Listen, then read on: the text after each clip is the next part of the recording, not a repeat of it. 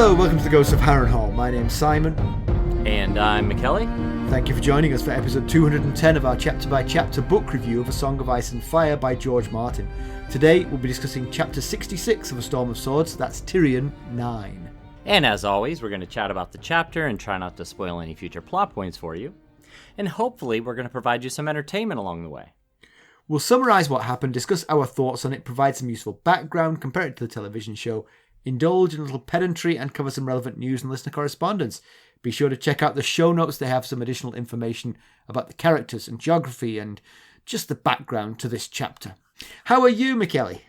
I'm doing all right, even though it's the penultimate day of my son's time in this state. Oh God, here we go. There we go. Now I'm going to... Wistful Mackelly. No, but so this weekend, we, he doesn't live in Charlotte. That was the city he used to live in. And he doesn't live there anymore. But a lot of his stuff was still in storage there because he wasn't sure whether he was going to be moving back to Charlotte or moving to Pennsylvania, depending on whether he got the job in Pennsylvania or not. So we just put it all in storage in Charlotte. So his new company is paying for his move to Pennsylvania, which is very cool. It's that's great. But the way moving companies do is they give you a load window and a delivery window. Load when they load it up in their truck and delivery when they bring it to your new place. And so the load window was about 3 days long, but they gave us a specific time in that window. They were going to meet us between 8 a.m. and 10 a.m. this past Saturday morning. So it's about a 2.5 hour drive from us. So we either had to be up about 5 o'clock in the morning to get there on time, or what we decided to do was drive down the night before, stay in a hotel, and then meet the movers at the storage unit. Yes, yeah. So we get down there the night before and get up the next morning, and we get there at 8, and as we're sitting there, about 15 minutes into sitting there, we get a phone call from the actual guy that's driving the moving truck, and he says, I'm in Asheville, which is several hours from Charlotte, and I have a flat tire, so I can't get to you until Monday. not 11 a.m. Right. Monday. Yes. So we're like, well, there's a bit of a problem. We just drove 2.5 hours and stayed in a hotel to meet you here, and now what do you want us to do? And he's like, I don't know. It's the place that repairs the tire can't do it until Sunday or whatever, and I can't get to you until Monday. So we're like, okay. We get off the phone with him, call the main office, and they're like, Ethan was like, explain what we did. We don't live in. He doesn't live in this city, and we drove down here, paid for a hotel room, and they were kind of like, well, that sucks to be you, but it still fits within our load window, so it is what it is. And wow, she was like, and I was so irked. I wish he had given me the phone. He's a young 20-something. He doesn't quite have we all become more bolshy on the phone as we get older. Yes. As I would have pointed out, it may be within your load window that you gave us, but we are here within the day and time frame that you gave us. Yeah. Yes. So I don't know what you have to do to fix it, but get someone here within this time frame. But he didn't have me on the phone. So we also, I drove my van, my elderly Mace Tyrell-like van, 2.5 hours full of other stuff that he did bring to the house that needed to go on the moving van. That was going to go on the truck. Yes. So you couldn't even take the stuff out of storage and put it in the van because the van was already full. And yes, and the van is no way going to make it to Pennsylvania and back. I would never trust it. No, I just meant so you didn't have to go back to Charlotte. Oh, right. Yes.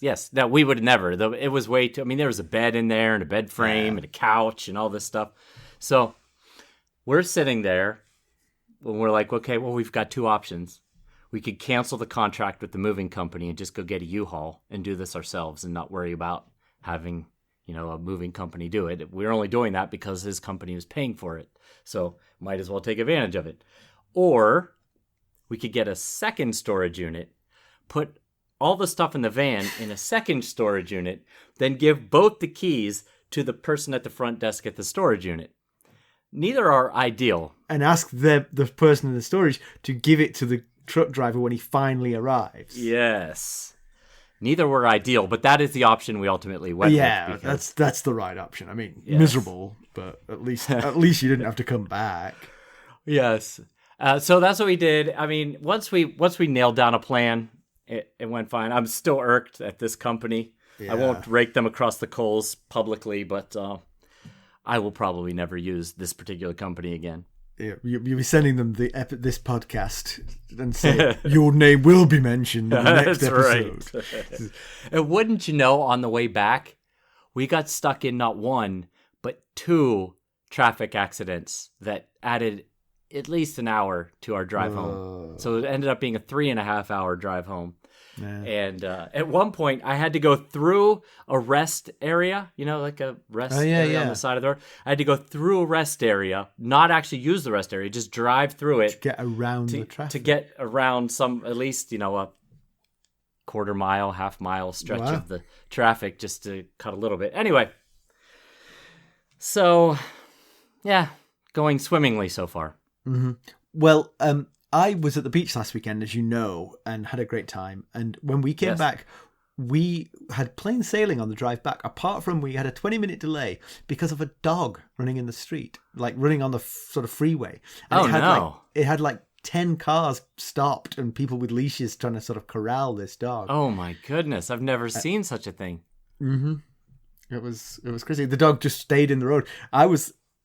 My driver, who's my neighbor, was going to get out and help. I was like, if that dog, we're in the middle of nowhere and that dog's acting loony, let's stay in the car and not get out. Yeah? Windows up. Exactly. Well, how did it get resolved? Did they? We eventually inched our way past this loose dog and carried on. So you don't know how. No. But believe me, there was a whole team of people trying to solve it. But I will say that as we got alongside the dog was trotting. The dog trotted in all directions, but as we got alongside it, it trotted sort of like opposite to us, so it was going along the side of the car, going in the opposite direction. But we were crawling past so as not to scare the dog. And the guy behind us in a big pickup truck blared his horn at us. Oh my goodness! Yeah. Oh, that would send me as near to road rage as I could possibly be sent. We'll be right back. Hello, friends. Are you ready to make some unforgettable memories? Well, if so, consider the Marriott Bonvoy program. Discover the perfect destination for your summer getaway and unlock exclusive deals on luxurious accommodations. With our affiliate partnership, you'll enjoy unbeatable savings and a seamless booking experience. Don't let summer slip away. Visit Marriott Bonvoy today and make this vacation season one for the books. Use our Ghosts of Harrenhal affiliate page to check it all out and buy Bonvoy points or give some as a gift. The link to our page is in the show notes. But on happier things, I think Carson is trying to put zingers in to get into the podcast. I decided this. Because Lucas wants to buy his girlfriend a gift. Uh-huh. And he asked me what was appropriate. Sort of like, he wanted to pitch it right, sort of the right level of romanticness, level of expenditure for how long they've been going out kind of thing. And right. Not put $20 in an envelope, but also not get her a diamond ring somewhere. Exactly. You found the extremums of what we're talking about. Yeah. Yes. But so I helped him a little bit. We came up with a few ideas. Next day I told Carson that Lucas and I were doing that. And she said, "He asked you?" That is a logical question. I gotta say. So did she agree with the advice that you gave him, or did she go? She didn't think it was terrible. Yeah, she didn't think it was terrible, but she probably was thinking, where was that kind of thoughtfulness for me? For her, it was the $20 inside the envelope. Alright, let's get down to business. How did we leave Tyrion Lannister? Last we saw of Tyrion, he was being abused by his nephew at the young king's wedding to Margaery Tyrell. Amongst the many indignities that Tyrion was forced to endure is to act as cupbearer to the king. But Joffrey's malicious delight ends abruptly as he chokes and dies. It's not the best time to have been holding the cup. In his death throes, Joffrey points towards Tyrion, and Cersei doesn't need any more evidence and accuses her brother of regicide. He's promptly arrested. Mackelly, why don't we give the summary of this one? All right. Well, Kevan Lannister visits Tyrion in his cell. He's to be tried before 3 judges, Tywin Lannister, Mace Tyrell, and Oberyn Martell. No sympathy is likely to come from that panel. What about a trial by combat? Kevan agrees that that's Tyrion's right, but that Gregor Clegane has been summoned to stand as Cersei's champion. Cersei is amassing witnesses, and Tyrion appeals for some of his own. Kevan points to the paper and quill. Tyrion need only write the names and they will be summoned. Tyrion states his innocence, but Kevan can only muster a, "I wish I could believe that." Left alone, he cannot come up with anyone. Podrick arrives and is dispatched to find Bronn. He doesn't come back that night. Next day, Tyrion writes the word Sansa. Could she have done it? He cannot believe it, not without help. Her departure has convinced Tyrion that Joffrey didn't simply choke. That evening, Kevan is concerned that she's his only witness. She's nowhere to be found. Podrick still doesn't come back until the next morning. Pod arrives with Bronn, who looks wealthy and content. He's to marry Lully Stokeworth. Tyrion points out some of the issues, dull-witted, pregnant, second daughter, etc., but Bronn's not concerned. Tyrion lays out lavish bribes, but Bronn knows who his opponent would be. And as Tyrion puts it, Bronn had a lofty notion of what his skin was worth. Tyrion declares that he'll fight the mountain himself, and Bronn leaves hoping to hear that song of victory. The night before the trial, Tyrion still has no witnesses for Kevan. He's escorted to the throne room, which is crowded with viewers. Tywin asks Tyrion if he killed the king. No, is the reply. When asked if Sansa did, he deflects, saying that Joffrey choked. The witnesses are called and are not to be cross-examined. Balon Swan goes first, and he speaks of Tyrion's bravery on the Blackwater. Byrd admitted that Tyrion did hit the king on the day of the riot. Meryn Trant confirms and elaborates. The Kettleblacks recount his "your happiness will turn to ashes in your mouth" speech to Cersei, but fail to mention the whipping of Alayaya. And Sir Osmond adds that Joffrey asked for protection from Tyrion, who had designs on the throne. Day 2 is forensics. Autopsy shows no blockage of the airways. It was poison. Grand Maester Pycelle then displays a host of poisons that Tyrion took from his cell. After this, it's a plethora of minor characters testifying that they saw Tyrion fill the cup, give the cup to the king, and the king's death throes. That night, Kevan is sympathetic. The trial's not going so great, and there's no sign of Sansa. Tyrion had asked to see Varys, but Kevan shares that the spy will testify against Tyrion tomorrow. Kevan urges a confession and taking the black. Tyrion recalls what became of Ned Stark with that offer. Kevan reckons it's a good outcome. If Tyrion is guilty, the wall is better than he deserves, and if he's innocent, it would be safer to be there than in King's Landing anyway. Tyrion refuses, misbelieving that his father would spare him. Kevan defends his brother passionately. Tyrion promises to consider things. He does so, all night, but is no clearer come morning. Day 3 starts with Varys. The testimony is damning. Tyrion spoke of putting Tommen on the throne, his confiscation of the poisons, the threats against Cersei, and so on. That night, Tyrion gets a new visitor. Oberyn Martell wants a word. He asks outright if Tyrion did it. Tyrion denies again. Oberyn says that he's met Alayaya and seen her scars. Cersei is making overtures of marriage, and his paramour Ellaria is very much into the idea. Cersei just wants Tyrion's head. But Oberyn tells a tale that explains his animosity toward the Tyrells and leaves no doubt that he wants nothing to do with Cersei. Oberyn is, however, grateful to Cersei, but for her preemptive accusation, it might be the Red Viper himself in the dock. He knows poisons, he wants the Tyrells kept far from the throne, and by Dornish law, the throne should go to Myrcella, betrothed of Oberyn's nephew. Tyrion's of the opinion that Dornish law won't matter. Tywin will crown Tommen, but Oberyn thinks his brother might well crown Myrcella. Would Tywin wage war on his own granddaughter? Would Cersei on her daughter? Should he marry Cersei on condition that she supports her own daughter's claim? But Tyrion thinks that Cersei's opinion doesn't matter, only Tywin's. Oberyn, on the other hand, thinks that all men must die. Martell reckons that justice is always lacking up here, none for his beloved sister Elia and her children. Tyrion reaffirms that Armory Lorch killed Rhaenys, but now reveals the truth that it was Gregor Clegane that did for Elia and baby Aegon. Oberyn's not satisfied. Did Tywin give the order? No, is Tyrion's emphatic answer. Oberyn knows the lie of a dutiful son when he hears one, yet he's ready to save Tyrion. But he's only one of 3 judges, so how can he? Not as his judge, but as his champion. Dun dun dun! Mm-hmm.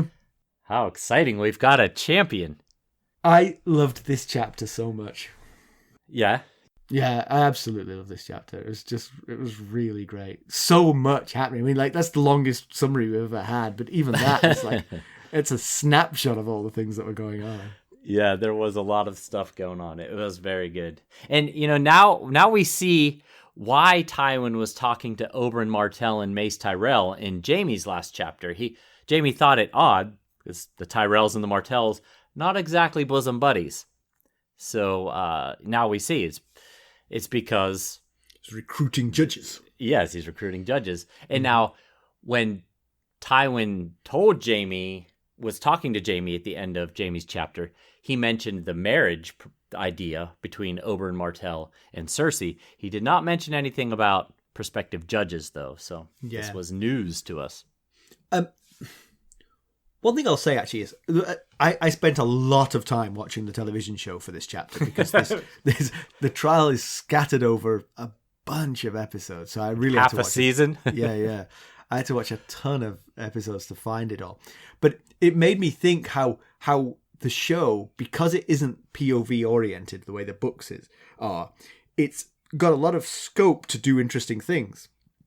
Like, there's several scenes interspersed. I'll mention them when we get to the comparison with the TV show, but there's several scenes interspersed between 2 characters who aren't POV characters, and you get to see their conversations. So, for instance, the TV show has Tywin talking to Oberyn Martell about being a judge in the thing. Okay. And it's that scope makes the show, I mean, the show was really good for a long time. You know, I really enjoyed it. Oh, and it enhances the story in many ways to have the show, not undermining the book in any way, but it is an enhancement to see those scenes that were, for us, are off stage. Definitely. Yeah, I could definitely see that.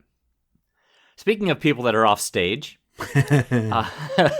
we knew it was going to be a bad look for Tyrion with Sansa disappearing right at the moment that the king died, and that's definitely coming true. Yeah, I mean, the one thing he could do, I mean, if you think about the scene, the aftermath, he's standing there like an idiot looking at the cup as the king dies. Meanwhile, Sansa Stark is absconding out of sight, out of mind forevermore. Right. He could say, I'm a patsy here. I'm left holding the cup.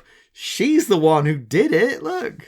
Yeah, you know, I think in a little bit we'll talk about the fact that he defends her when asked about her involvement, because he's still honoring his vows as her husband and protector. But she certainly didn't give him much thought when she was bolting out of there. So he would have been within his right to be like, wasn't me. To be fair to her, if you just bolted and didn't look back, you wouldn't think that Tyrion was necessarily going to get blamed. True. If you see the whole scene, you can see how it's going to end up. But I believe that later, when they're fleeing the Red Keep, Dantas mentions that Tyrion's been blamed, but at that point, there's nothing Sansa can do about it anyway. Well, let me just go back and say it wasn't him. But Tyrion makes a good point about it, that even if they did find Sansa, the opinion would be that he is the one that orchestrated it, because she's his child bride, as he puts it. Right. So, which wouldn't be too far off the truth if we assume that Sansa was partly involved, but in a sort of like as a stooge somewhat. Somebody is pulling the strings, and it's not Sansa. Right. And I doubt it's Dantas. And it possibly is Peter Baelish, but it might be others as well. Oh, yeah. Right. Yeah, definitely. Well, Peter Baelish wasn't at the feast, so someone... he didn't do it. Yeah. Right, yeah.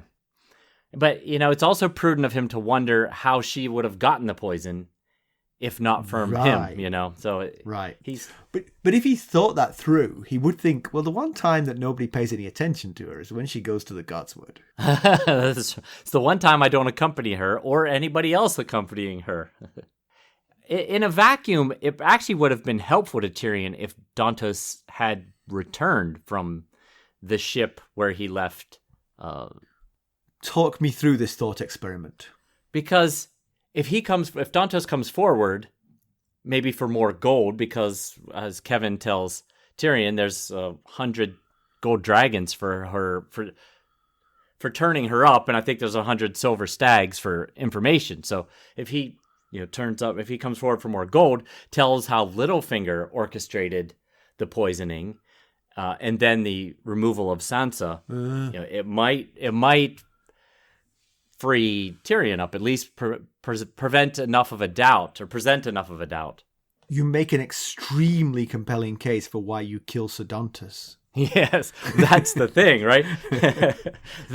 that is why Littlefinger killed Sir Dantas. Right. Yeah.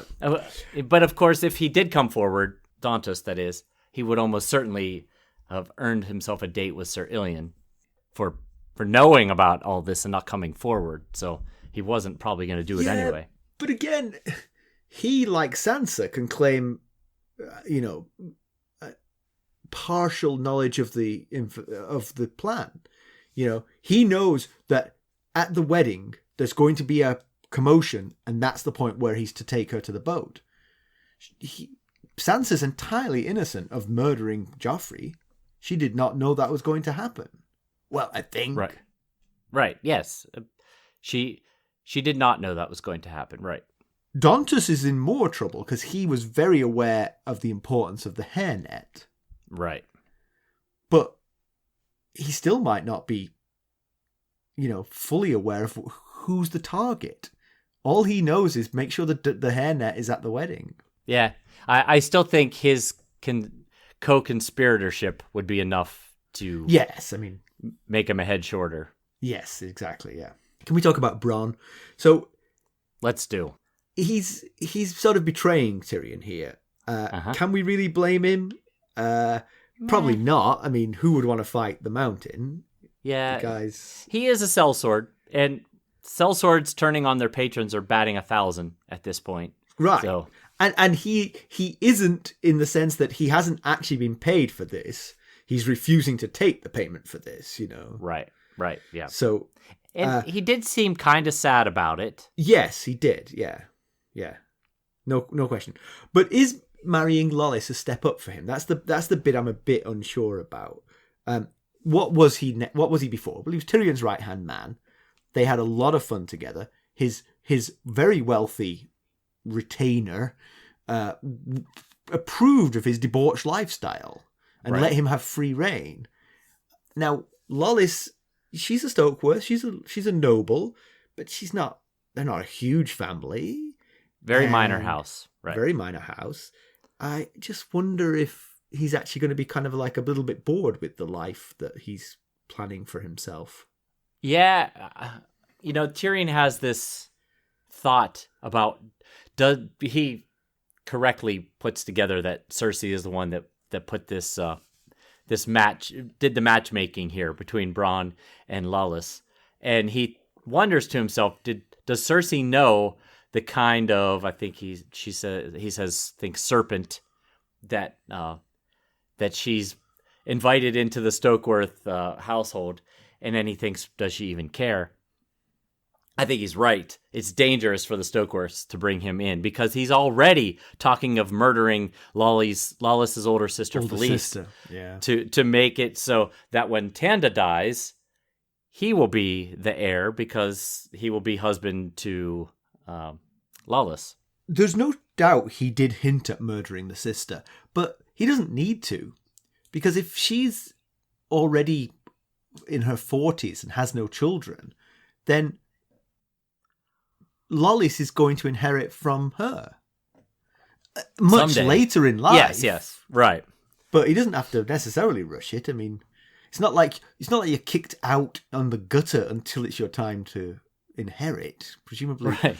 you could stay there. Have a decent lifestyle there. You know who I do worry for in that situation is Lollys's unborn child. I believe they think it's a son for whatever reason. Right. Because, then Bronn says, then I'm going to get her big with my child. Now, this first child will be a bastard, so he or she would not really be entitled to much.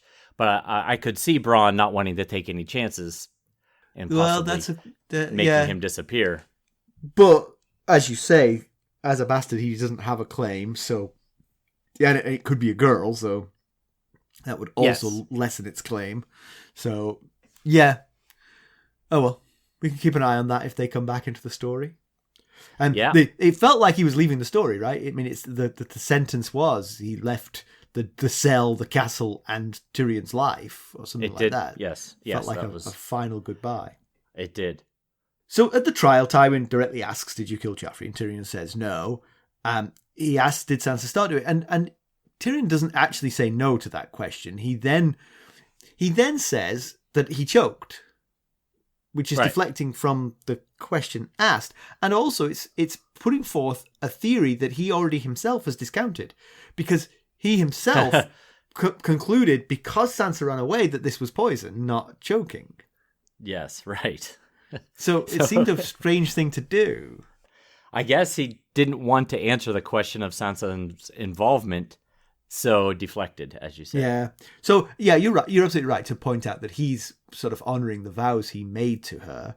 And he is a little hurt that she cares not a jot for the vows she made to him. But he has to understand that she was a child under duress when she made those vows. She did not want to make them. So yes. And if, it's noble of him to defend her as her husband, but also if he suggested that she did do it, it would only work against him further. Yeah. Absolutely. Unless he said, I had nothing to do with it, but she did it. But there's no way to make that, you can't say, yeah, I think she did do it without looking guilty yourself, Yeah, but you might try a subtler attack, though. I mean, if you're willing to betray her, you might say, look, I don't know, but like you, I find it very suspicious that she ran away. I can certainly see where you're coming from with if that I planned this with her, I'd be with her right now. That is actually probably his best defense. Right. If we did this together, why would I be here and her disappeared? Yeah. Varys is offering 100 gold stacks to find her. Find both of us for 200. I'll be with her. Yeah. The whole thing is a kangaroo court, as Jamie suspected it would be. Right. Balon Swan is an interesting first witness, because he actually starts by saying positive things about Tyrion. And Tyrion's astonished by this, that anything positive is being said. But Balon Swan, you see, has this incredibly high reputation. And so yes, he does. Starting with the positive about Tyrion, but then admitting to the fact that, well, Tyrion did actually hit the king. And then Oberyn Martell asks, don't you lose a hand for hitting the king? Did the imp's hand grow back? Yes. Yeah.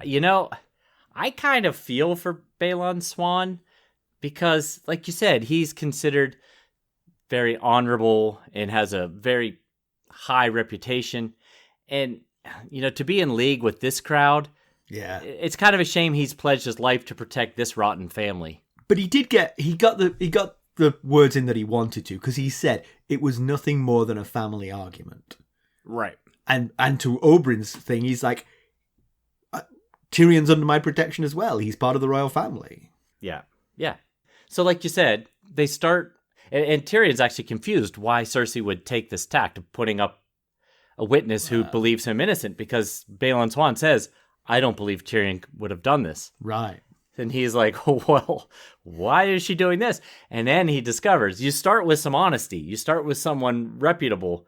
But the worst part is the honesty includes one of the things he did against the king. That's the kicker. And that's what both Meryn Trant and Boris Blunt delight. They back that story about the fisticuffs of pushing and the shoving after the riot. And then they go on to talk about the incident in the yard where Tyrion saved Sansa from Joff's humiliation. We all remember that. He had her blouse ripped off, and he wanted her. He was having her punched, and he wanted her stripped, and Tyrion stopped it.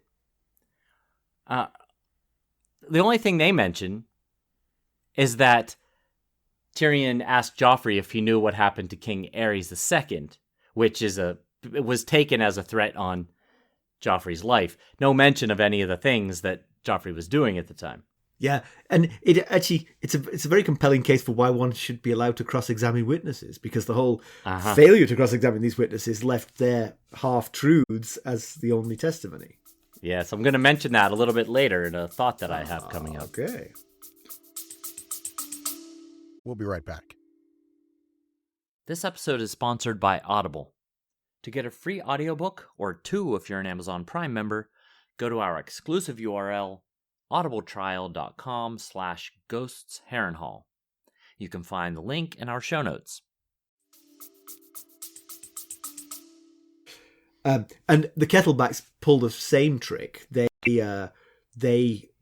report the threats that Tyrion made to Cersei when she had Alayaya whipped, that her joy would turn to ashes in her mouth.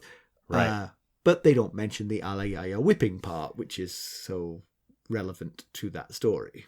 It is, although in this particular instance, even if told accurately, I think the public opinion would stay with Cersei. True. Well, yes, true. Whipping a prostitute would probably not be that much of a crime, but the fact that she's it'd be awful, less. Yes, it'd be less so than him threatening the royal children in front of others, which wasn't I know why he did it. I remember why he did it, because he needed to put up a defense to try and protect Alayaya. Yeah, but it was a bad look, and it was destined to come back and bite him. Yeah. Well, if he ever went to a trial against his sister, that's for sure. Yes, and then she Osmond had access to millions of witnesses who would lie for her. If all those things came true, it was definitely going to bite him. That's what she should have said back to the ashes in your mouth thing. Well, this sentence is going to turn into the reason that you get found guilty at trial for regicide. And you will turn to ashes. Yeah. Pycelle, I think, has one of the most damning pieces of evidence, which is the collection of the poisons that Tyrion took from Pycelle's cell when he had Pycelle arrested. Help me remember. I believe he was doing it because he was still investigating Jon Arryn's death at the time. That's why he collected the poisons.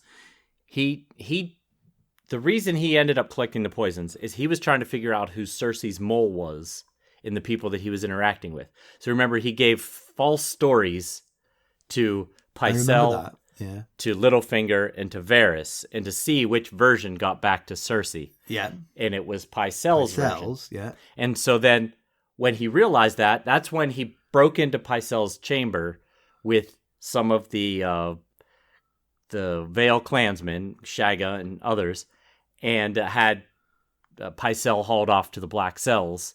And it was after that incident, that's when he stole the poisons. But why did he steal the poisons? Just to steal them. I can't recall any particular... He wasn't curious about Jon Arryn's death? He wasn't trying to find if Pycelle had tears of Lys or anything like that? I don't believe so. I think he was just taking things of interest, if I recall correctly. Okay. But it definitely is personal for Pycelle. Oh, This retribution feels very personal. Remember, he had his beard cut off, right? Yes. And thrown in a black cell, which could have been fatal for a man of his age and health. And remember, it was Cersei that had him freed from the cell. Yeah. But his old testimony crumbles when he says that the poison was used to take the sweetest child God's ever put on this earth from us. It's like nobody in the room would be like, all right, this guy's lying. We're discounting this guy immediately. And of course, the worst part about this is Varys confirms everything that Pycelle says. So even though Pycelle doesn't seem particularly honest, Varys has no reason to lie and says, yeah, it's all true. Yeah, and we get a name for this poison that is suspected to have killed Joffrey, because Pycelle names a bunch of the poisons that he has in front of him, and Tyrion says, well, is any of that cut off a man's breath? And he said, no. For that, you need a rarer poison. At the Citadel, they call it the Strangler. So that's apparently what the name of the poison that they believe killed him was. So we get a bunch of minor people reporting on things. The most interesting of which was Lady Merryweather. It's not someone I can remember coming across before, but she claims that she outright saw Tyrion put the poison in the chalice and hand it to the king. You'd like to think she would have piped up had she noticed this, but... What's he putting in there? Yeah, and after the day's testimony, when Kevan comes back up to Tyrion's room, Kevin's colder and more distant, and Tyrion asks him, he thinks, oh, Kevan believes I'm guilty, and he says, what convinced you? And Kevan was convinced based on the stealing of the potions that Pycelle mentions, and Taena Merryweather's account of seeing Tyrion put something into this chalice. So, as you said, no opportunity for cross-examination. But if you were to have be allowed to do cross-examination here, I would ask Grand Maester Pycelle, did you have the Strangler poison? Interestingly, the TV show tackles that, because that is a question mark over Pycelle's testimony. But the TV show tackles it. If he doesn't have that poison, then the rest of the poisons are irrelevant, because those weren't the ones that killed him. Right. But I'll tell you, in the TV show, he does the same thing. He lists off the poisons, and would these have made him? No, it was the Strangler that would have killed him in this way, and I don't have that anymore because he used it to kill the sweetest child. Oh yes, well, yeah, but sure. But that the book does not say that, so I agree with you. I think that's an open question here. Yeah, but then also the TV show is right. He very well could lie and say, "Oh, I did." Right, of course. And it's gone now. Right, exactly. Now the other bit, like you mentioned, we don't know much about Taena. Taena Merryweather, nor does Tyrion. He said she's virtually a stranger to him. But either she didn't see what she thought she saw, she was paid off to say she saw what she didn't see, or, as she's fairly new to court, she's hoping to get into the good graces of the Queen. Because Lady Merryweather of Harrenhal. Yeah, that's the designation they give out whenever they just need to reward somebody for something. I feel like I'm the 8th person today to have been given that castle. But ultimately, if his uncle was sold with these details, anyone believing these details might have been sold as well. Yeah. What do you think of Varys' testimony? I mean, he did not lie, I don't think, looking at what he said, but you felt that out of friendship he might have held a few of the more damning things back. One damning thing he did hold back was Shay. He never mentioned Shay. True, he did not. But she really isn't relevant to this, so... Yes, exactly. She's not to this, no. Some of the things he voiced could have been held back, you feel like. Yeah, certainly the word friendship that you used, he certainly doesn't come across as a friend here. No. He just laid it all out there for Cersei against Tyrion, and his testimony was very damning. Documentation to back it all up, and again, it was full of half truths. Like he mentioned Tyrion scheming to part Joffrey from the Hound's protection. What he's referencing was simply that Tyrion had chosen the Hound and Balon Swan to lead sorties during the Battle of the Blackwater, which Varys told Cersei about, and then she confronted Tyrion during that lunch where Alyaya was then presented. And then he also mentioned that Tyrion, I think this was actually put in the summary, that Tyrion talked with Bronn about replacing Joffrey with Tommen. That is strongly misrepresented. That was the night of the riot, after the riot had happened, Bronn had said that had Tyrion ever thought about how easy life would be if the younger one had been born first. Tyrion's response was that he could have Bronn's head off for that. That was it. That was the end of the conversation. Unfortunately, it happened in front of Varys and has been spun into looking something much worse than it is. I have a tangential story which perhaps defends Varys a little bit. I used to play soccer with your senior director at work, who I'm not sure you still work with that guy anymore, but he, in my soccer, he got sent off and he faced a 3-match ban for getting this red card. And as team captain, he had me be his defense in the court of the red cards. And I said, I didn't see it. It's the kind of thing he would do. And he got the 3-match ban. Oh, no. He mocks me every day for being the worst lawyer ever. You're fired. Yeah. But I really didn't see it. I was like, yeah, it's the kind of thing he would do.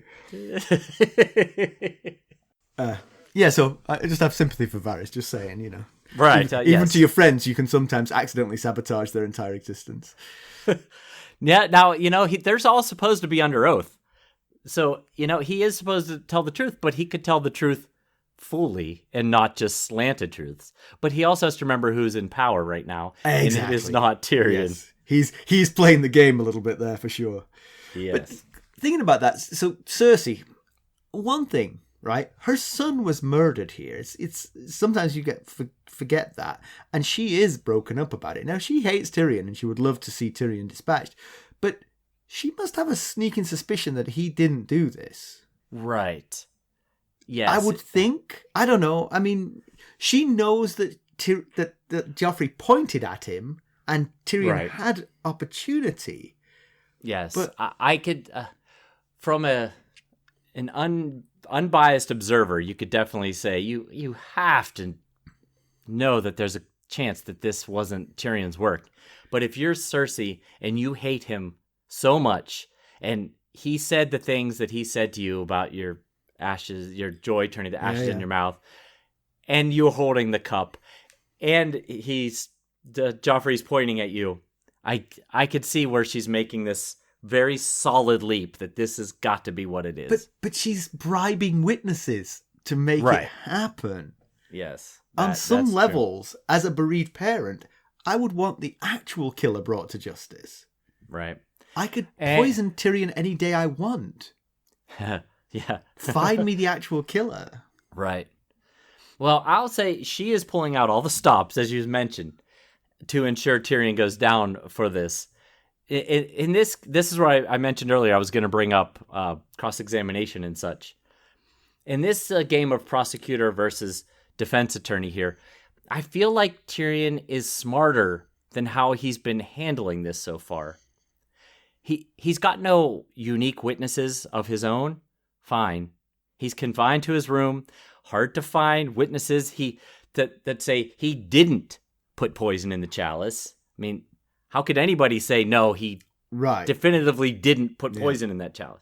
So, okay, I get it, but, use your noggin. Get creative here. Call the same witnesses back up and ask them pointed questions about their testimony. Yeah, I wondered about that too. I wondered if something about the rules of the court said you couldn't pull a witness was for one side or the other and couldn't be used by both. Yeah, but you're right. That's what I would do too. I would call the Kettle Blacks. I would call Pycelle and Varys. Pycelle, yeah, absolutely, yeah. Now, clearly, being under oath doesn't go very far here in this court. But if pressed hard, maybe you could get some of them to crack or at least sway. Get them to look nervous and uncertain enough. What I would have done when I was defending your director, I would have said, I would remind you you're under oath. Yeah, it sounds like the kind of thing he would have done. Yeah. Although, like I said, it is hard to prove innocence here when the entire case is circumstantial. Yeah. It's all just he said, she said, he said. Yeah. And I think if he did get up, did call the witnesses back up and had them give the other half of the truths that they gave, he could definitely prove that Joffrey is a monster, but I think it would still be harder to prove that Tyrion didn't kill him. You might be able to say he maybe should have killed him because he's a terrible person, but hard to prove that he didn't actually kill him. And, well, speaking of Cersei and witnesses, she mentions at the last day of trial that we had here in this chapter that she has one final witness for the next day. We aren't told who it is, but it must be pretty damning if it's the last witness held for the last day. So I will say there's clues in a conversation she had with Jaime in Jaime's last chapter, but I'm not going to say who it is. But are we going to have any more trial? Because now that Oberyn's announced he's going to be his champion, aren't we going to go to trial by combat now? So we won't need any more witnesses. Possibly. And we'll have to see how that plays out, I guess. Okay. One character who's notable by their absence is Jaime. It's interesting that Kevan is the one bringing some solace to Tyrion in his cell. No sign of Jaime. Now, Jaime is Lord Commander of the Kingsguard. He's got some duties, but no sign of him at all. Interesting. It definitely is weird that he's come home from this whole journey. He's been obviously primarily thinking about Cersei, but he's also thought about Tyrion. I'm thinking, with the information we have right now, that Cersei has put a hard stop on Jaime seeing Tyrion. Right. And Tywin. I mean, Tywin hates Tyrion in a different way than Cersei does, but enough to let him die for a crime that you probably didn't commit. Might he give him the black anyway, even if he's found guilty? If he's found guilty, and at that moment Tyrion says, can I take the black? Might his father do that? Because, hey, that's all Tywin really wants, right? Is to be rid of him. Right. Yeah. You'd think that Tywin, as a judge, might ask some follow-up questions to some of this testimony to discern truth from lies. I mean, surely he knows more about the details of the events than what's being represented on the stand here. But maybe he wants Tyrion found guilty, like you said, as a chance to get rid of him. Yeah. Maybe he's going to, like you said, maybe he's going to give him the black, let him take the black regardless. He would just like to wrap it up sooner. Just take it now. And okay, so Kevan's role is interesting here because he's helping Tyrion. He's sending Pod. He's bringing him, whatever he needs to help find new witnesses. But he's definitely his brother's, Tywin's man. And Tyrion doesn't trust the offer of taking the black, of confessing and taking the black. He references Ned Stark, and he thinks just generally that, he saw plenty of murderers and rapists at the wall, but no regicides. Yes. So, can he trust the offer? Kevan obviously thinks he can, and Kevan passionately defends Tywin's honesty. And so Tyrion should accept it, but I don't know. Yeah, well, I can certainly understand why Tyrion feels uncertain about whether he can trust his father's offer. But personally, I think Kevan believes what he is telling Tyrion. I do too, no question. Kevan is not faking this. Kevan might be misguided and wrong, but he's not faking. I agree. And he brings up a good point that regardless of whether Tyrion's found guilty or innocent, he's going to struggle to survive in King's Landing. Not just socially, also physically survive. His reputation's been ruined. Even if he moved back to Casterly Rock, he might struggle because Joffrey was a Lannister king. He might have had the last name Baratheon, but he was very much a Lannister. So yeah. But speaking of taking the black, it's not such a bad deal if honored, especially before Oberyn's offer of being his champion, and especially after this last day's testimony with Varys's damning things that he revealed, and honestly, even after Oberyn, offered to be Tyrion's champion, it still might not be the worst idea to just take the black, because there's no guarantee that the Red Viper is going to beat the Mountain. Well, true. True. That is a worry. I mean, Oberyn doesn't look very worried. He looks confident in himself, but we know what Gregor Clegane is like. The only time we've seen him bested in any way was in the joust with Loras Tyrell. But as soon as he was knocked off his horse, he then absolutely annihilated Loras Tyrell and was only saved by the Hound. Right. Yes, and that was Bronn's concern. Bronn was like, I'd have to be crazy to not be worried about fighting this guy, you know? So if there was any lingering doubt about the fact that witnesses were being bribed, Oberyn confirms it, because Cersei is bribing him. She is offering herself in marriage if he delivers Tyrion's guilty verdict against Tyrion. Yeah. Now, of course, I'm pretty sure she doesn't have any intention of actually marrying Oberyn. But she's certainly hinting at it nonetheless. And now that Jaime's back in town, this seduction game that she's been using to get, to woo people into doing things she wants them to do, it could be severely impacted because, be tougher for her to follow through on any of these seduction offers with Jaime in the Red Keep with her. True. It is Oberyn's self-confession is quite noteworthy. I mean, he lists the reasons why he might be in the dock instead of Tyrion, were it not for Cersei's immediate accusation. And it's a much more compelling case in many ways. It is. Because there's several strands to motive, there's several strands to opportunity. It's... I agree. Some of the reasons he mentions are that he knows poisons. He studied at the Citadel. He earned, I think, 6 links of a chain. But then he traveled to the Free Cities, and that's where he learned about poisons, and he's known to poison his sword. So if poison's being bandied about, and Oberyn Martell is in the room, he certainly is going to get a few glances in his direction. Also, it's very well known that the Dornish do not like the Tyrells, so keeping the Tyrells far away from the crown would also be an important factor. And you have a good story and background about why there's this animosity between the two, and also how that story relates to Oberyn's feelings towards Cersei as well. That's right. And not the least of which of the reasons that he might look guilty is that Myrcella is to marry his nephew Trystane, and in Dornish law, it's primogeniture, not just the oldest male child inherits from the parents. So in that case, Myrcella would be ahead of Tommen in line to the Iron Throne. And now they have a vested interest in Myrcella claiming the throne because she's going to be married to a Martell. Right, yeah. But then that's a really strong pointer to Oberyn being the culprit here, because exactly he cleared the one thing that stopped her from getting to the throne. Well, I suppose he could get rid of Tommen too. That might finish the job. That really. But we were talking about earlier, we don't know who poisoned Joff. It could have been Oberyn. He was told early on arriving in King's Landing that Gregor was off limits.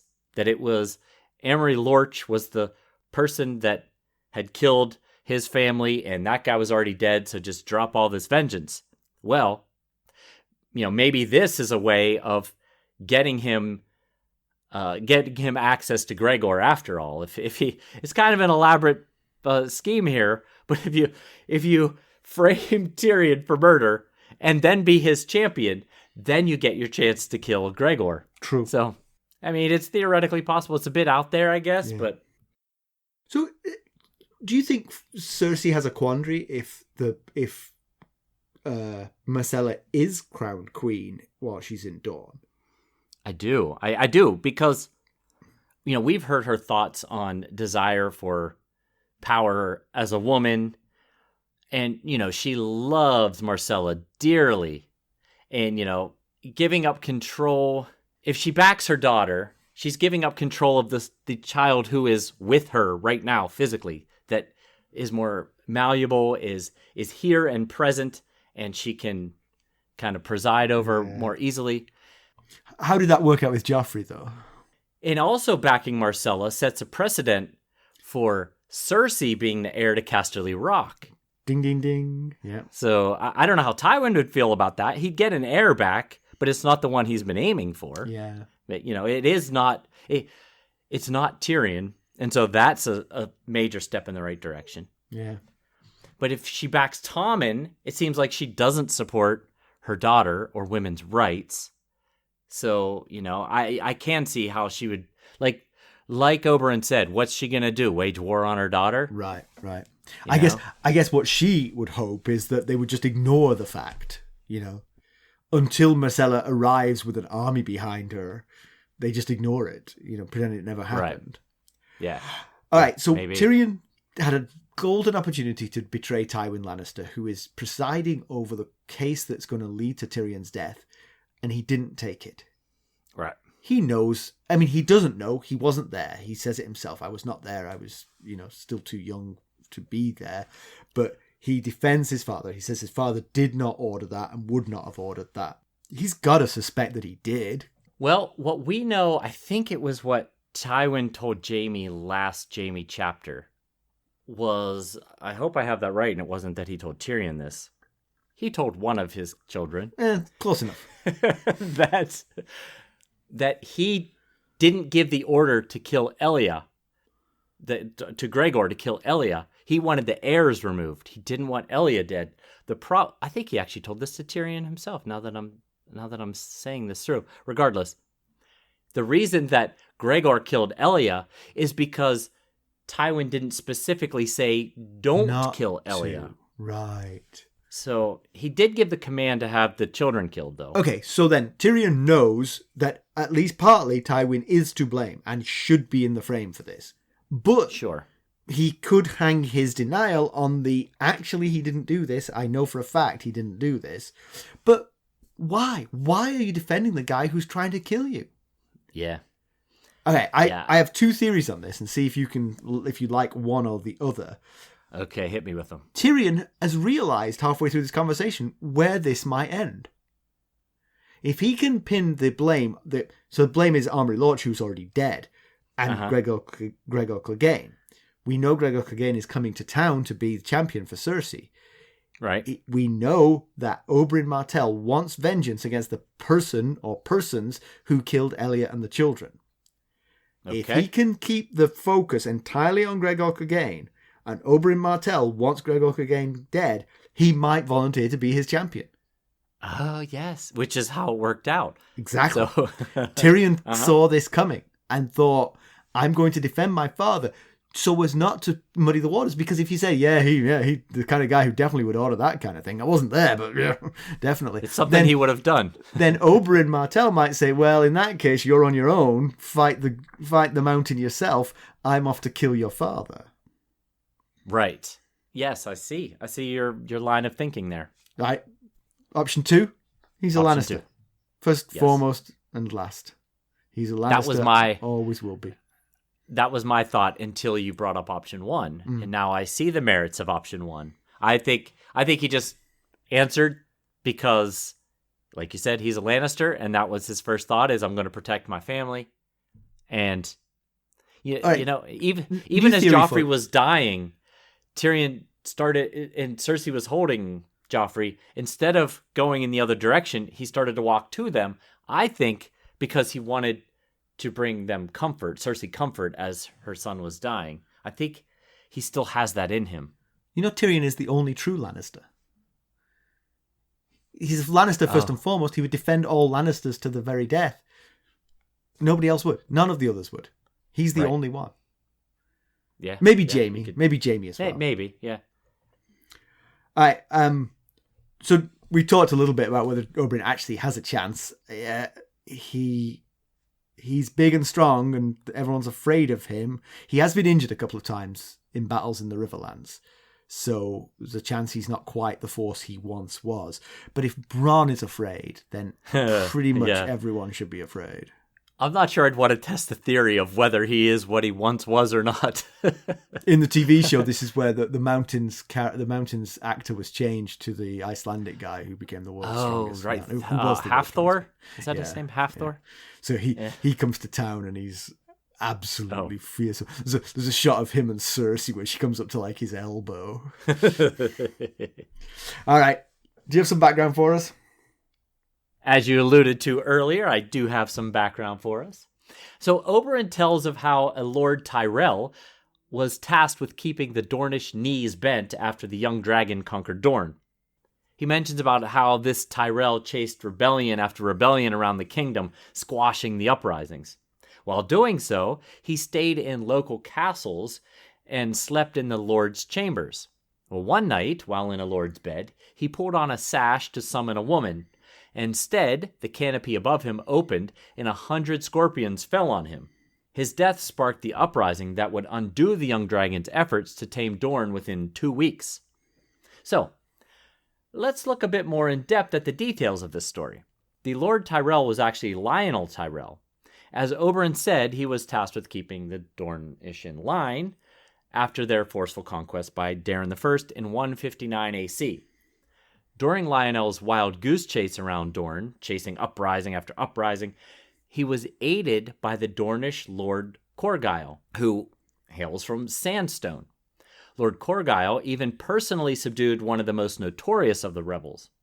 However, it was while staying in Sandstone that Lionel met his scorpion-filled end.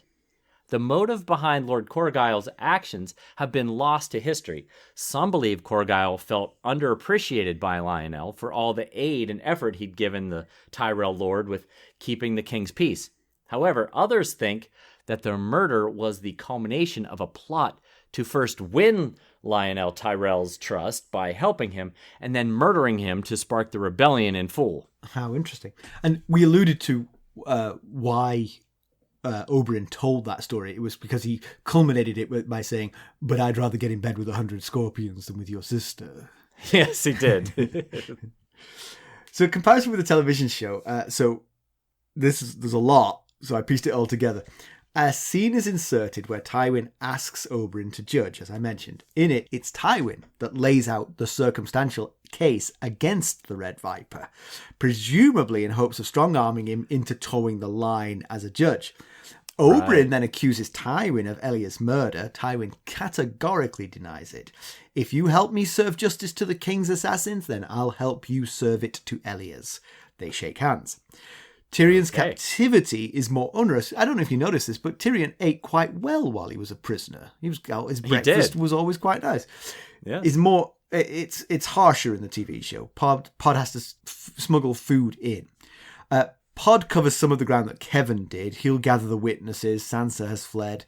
Tyrion thinks that the real murder is intentionally making Tyrion look guilty by adding Sansa's departure. I see. Varys has been called by the prosecution. Bronn is forbidden from visiting because a known associate. So Tyrion asks if he can see Jaime.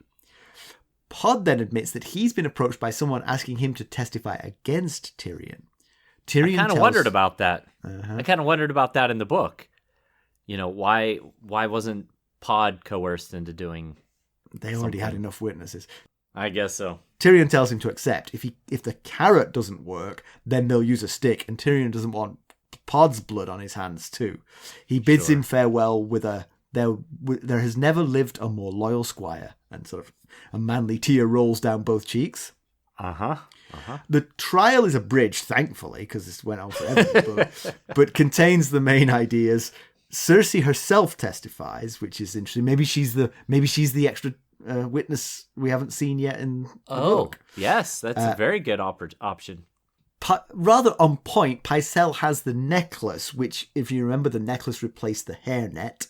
Oh, yes. Which was found on Dantus's body, which is a bit too convenient, and they point to the missing capsule, and traces of poison were found there. It seems a bit Quincy, if you ask me.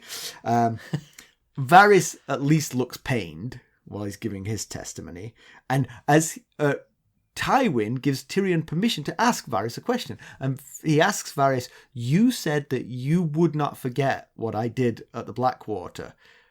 Have you forgotten?" And Varys says, "I never forget anything." Okay. An interesting scene is inserted where Jaime bargains for Tyrion's life to Tywin. The outcome of that is the offer to go to the wall that Jaime then takes to Tyrion. Okay. The request for Tyrion's trust is not in Tywin, but in Jaime. Right. Trust me that I'll negotiate this for you. Yeah. There is an extra witness who might be the one you're talking about, and that person's testimony drives Tyrion over the edge. He demands a trial by combat without even thinking about it at that point. Finally, at that point, Bronn visits, and their conversation is exactly the book conversation. Wow. Word for word. Yeah. Then lastly, Oberyn visits, and he now tells the story of meeting Tyrion as a baby, which we heard in the book in Tyrion 5, when he first meets Oberyn Martell. Martell said, "I met you once before." That story is the story that he feeds Tyrion in the sort of build-up to this is why I don't like your sister. Because you remember the story, they really wanted to see the baby. When they saw it, they were disappointed. He was just an ordinary baby with a slightly bigger head. And Cersei grabs its penis and squeezes it really hard until Tyrion screamed and screamed and screamed. Yes, and I remember. He was saying, he doesn't talk about the scorpions or anything like that. He's like, I don't want her to be happy, this lady. Okay. So I'll do anything to foil her. And he is in the right. So he says something about there not being any justice. Tyrion says, "You're in the wrong place for justice." And he says, "No, I'm in exactly the right place for justice because everybody who is involved in my sister's murder is right here. And I'll start by being the champion." And Peter Dinklage, excellent acting at this point. He's practically in tears when he realizes where Oberyn's headed. So great stuff. Absolutely terrific stuff. Yes, but sir. God, I had to watch like 6 hours of TV to find it. It was all over the place. Pedantry corner. If there was any pedantry in this chapter, it was swept away on a tide of fantastic stuff. Yes. Great chapter. News and notes. Well, we don't have much in the way of news and notes this week, but we are going to have a special guest again next week. Exciting. Because I'm going to visit my mum, so I won't be here next week. So thank you. And that's exciting too. Yeah, it'll be good. Yeah. Going to my sister's wedding. Yeah. Oh yeah, that's right. With the shoes. Yes, with sensible shoes. With your mom in the shoes. My mum will not be in sensible shoes. She will be in painful shoes. Right. And we're still cooking up the cool ideas for the new Buy Me a Coffee Sustainer levels. We tested out the spoiler segment last week. Really, honestly, we can't do it, Mackelly, because I don't know spoilers. I'll need too much spoon feeding before we start. We'll just have to do it on episodes when Jenny is here with us. Yeah, that's a good idea, yeah. All right, so let's conclude. So the darkness was really descending for Tyrion here. I mean, it looked like one-way street to disaster. But there's a glimmer here. I mean, Oberyn clearly believes he can beat... I mean, he doesn't seem even slightly troubled by the prospect of fighting the Mountain. I noticed that too. I think any normal person should be at least a little concerned. Yeah, his attitude is a little bit like Marjorie's to marrying Joffrey. Right, like, it'll be fine. I'll figure it out. Yeah. Though, let's say that Oberyn wins, because he sure seems awfully confident about that. And Tyrion is acquitted of all charges. Walks free. Will Cersei accept that decision, or is she just gonna, as you said earlier, just gonna have paid someone to have him killed? Yeah. You know? Yeah, he better run fast. There'll be at least 3 kettle blacks at his back. Yeah. But, one thing that seemed awfully clear in this chapter is that he's lost any friend he's ever had here in the Red Keep and King's Landing larger. Shay? Well, yeah, we haven't heard from her. Yeah. Who knows? Otherwise, I mean, everyone's turned on him. And I guess they're being bribed by Cersei, and either they weren't good enough friends with him anyway that they're like, sure, I'll do it. For 50 gold dragons, I'll be happy to whip up some story about him. I've got 50 new golden friends to replace the one. Or she's got dirt on, others and is saying... That's where Varys comes in. Yes, right. So... Yeah. He doesn't know. He's awfully lonely here in King's Landing. It's hard to imagine a good outcome for him here anyway, but at least he has the chance of surviving the trial now because Oberyn looks like the right guy to have on your side. Yeah, he is an excellent fighter. There's no doubt about that. So I wondered all episode where Jaime's been, but I can stop because the next chapter is a Jaime POV. That's right. We're staying right here in the Red Keep. Okay, it'll be exciting. All right. Yes. There are 4 ways that you can help us. You can leave us a positive review. That was the best way you can help us. You can buy merchandise at ghostsofharrenhal.threadless.com. You can buy us a cup of Arbor Gold at buymeacoffee.com/ghostharrenhal and become a sustainer at the Lord Paramount or Knight of the Realm level and get the great perks that are associated with those levels. Or you could donate directly to the cause through our website, ghostsofharrenhal.buzzsprout.com. And if you're looking for more ways to interact with us, keeping up on the latest Ghosts of Harrenhal news and developments, well, you can check us out on our social medias. You can follow us on Twitter at Ghost Harrenhal. We're on Facebook, Instagram, Discord, and YouTube. Thank you for listening. Thanks. Bye. Bye.